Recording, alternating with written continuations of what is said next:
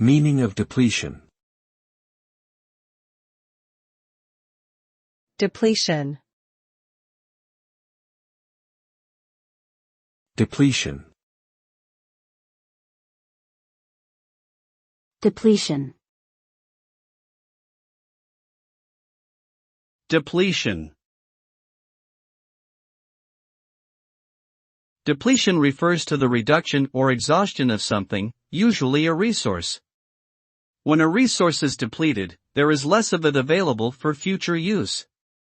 This can have negative effects on various industries and ecosystems that rely on the resource.